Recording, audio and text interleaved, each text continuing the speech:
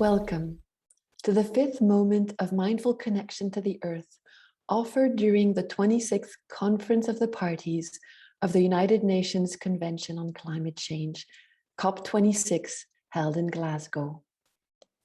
These moments are offered to the delegates and all those following or supporting the COP as a means to stop, breathe, recharge, and more importantly, tune in to the wisdom of nature. We indeed believe that we cannot solve the challenges we face without connecting to this wisdom and without rekindling our intimate bond with nature, a bond which is intrinsic to our being and yet so often forgotten as we merely consume nature. So it is with immense privilege this morning that we receive a message from Kirsti Luke from New Zealand. Kirsti is the CEO of the Tuhoe Te Uru Taumatua, the Ngai Tuhoe Tribal Authority. The Ngai Tuhoe are a Maori tribe who exemplify how their deep bond guides and inspires their ways of living. You will recognize this bond and guidance in Kirsti Luke's words now. I therefore invite you to open not only your ears, but your heart and all your senses to welcome these inspirations. Kirsti, thank you so much for being with us today. Kia ora. Warm greetings to you.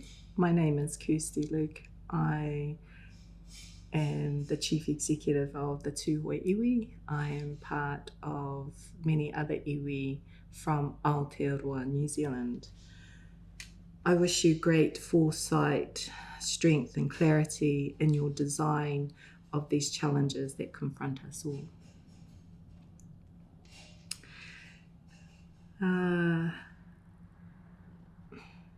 Our Earth Mother is rebalancing herself.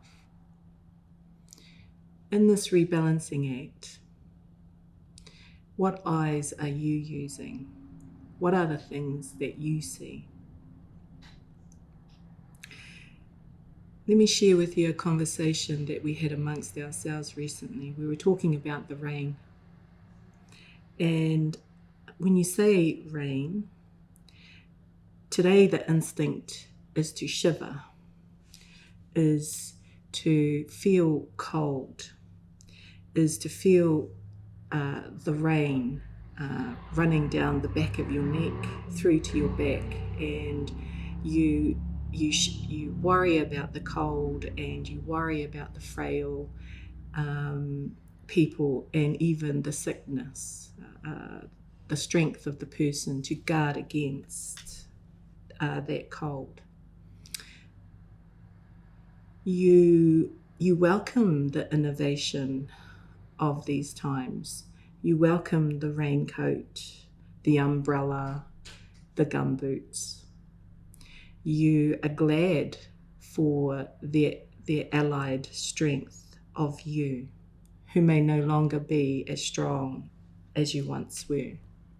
And these things, they help protect you from that cold.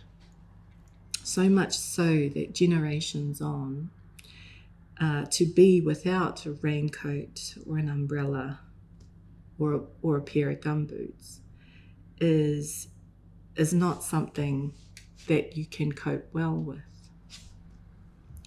So in our colonization story, often the idea of reclaiming strength and reclaiming wellness, often today the response is to, well, surely you Māori, surely you Indigenous people, surely you iwi, surely the thing you want is more raincoats, more gumboots, and more umbrellas. In fact, you know, Māori, if you can work hard enough, maybe one day you could have your own umbrella,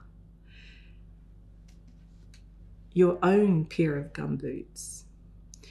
One day you might even be able to put your own name on your own raincoat, on your own umbrella. And there you go. You will be forever protected from the rain.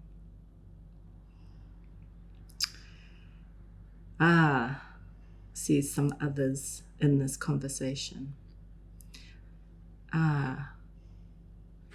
So, no, don't you see? The rain is not a problem. Don't you see, as Indigenous people, we love the rain. The rain is not a problem.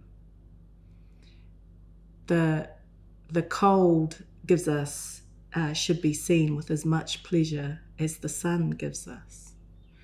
We love the rain as much as we love the sun.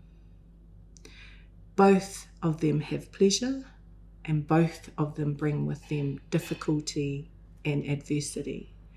To be a strong and whole person, we need both the rain and the sun. No, our reclamation out of colonization is to remind ourselves, is to remember our love for the rain as much as we have our love for the sun. So, what eyes are you using on our issues and on our needs for climate change? What eyes are you using? What urgencies are you seeing? Is it an urgency to do with our planet, or is the urgency to do with our relationships? What eyes are you using? What eyes are you seeing as the things that we must collectivize, we must unify on to resolve? Our mother is rebalancing herself. Our disconnection from nature is disconnecting our sense of humanity. The longer we are away from nature, our distance from nature, our hearts grow hard for each other. Our disconnection from nature is hurting us. When our language comes from nature, our sense of kindness, of hope, of affection, when these ideas, these attitudes, these examples that shape you and I, when these things themselves come from nature, that when we become more distant and disconnected from that source, then our sense of care for each other dwindles. When that stops, when we are no longer plugged into nature, or when nature itself is looking so unwell, where do you and I go for our sense of humanity, for our sense of care of each other?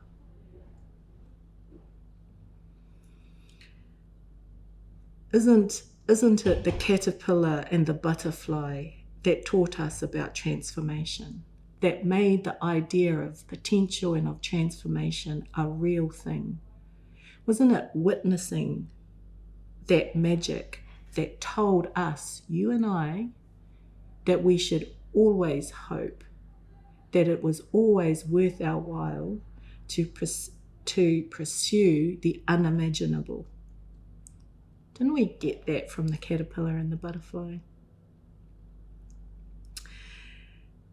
Does the spider web not teach us about humility?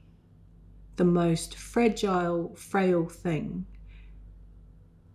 that kills and provides.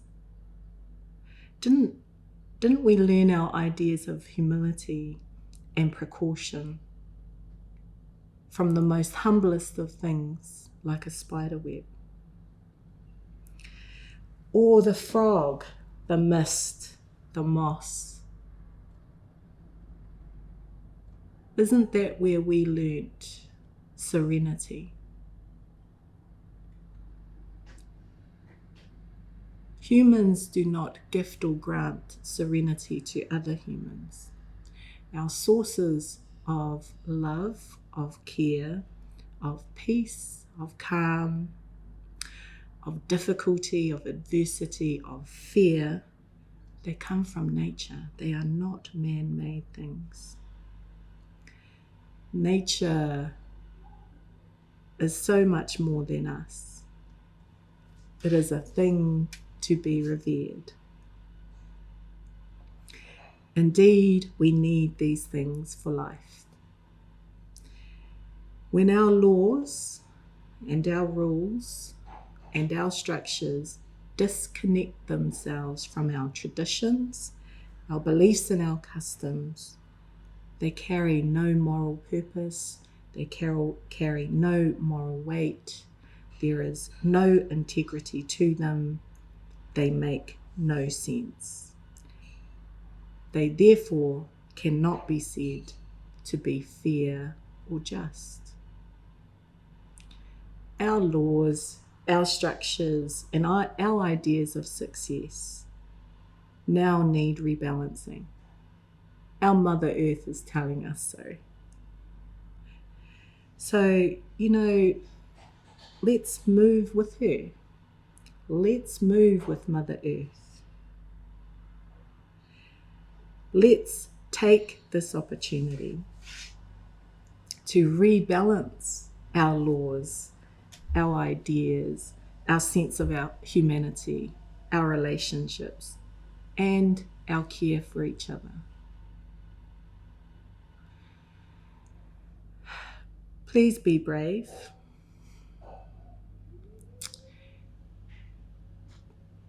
Please focus together on the things that are truly urgent to our future and to our wellness.